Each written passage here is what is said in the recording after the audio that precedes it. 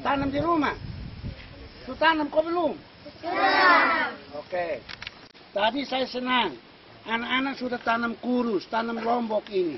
Yang penting sekarang belajar, rajin tanam. Apa? Dengar orang tua, aku melawan orang tua. Tidak. Mau melawan orang tua atau mau apa? Ikut orang tua.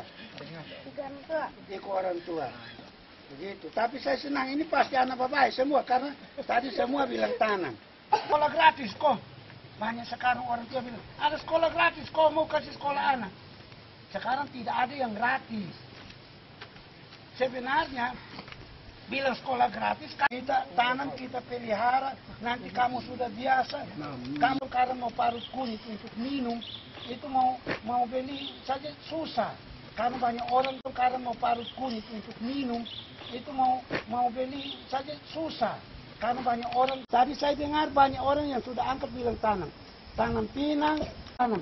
Nanti waktu SMP beli buku, beli pakaian itu pasti pakai kamu hasil sendiri.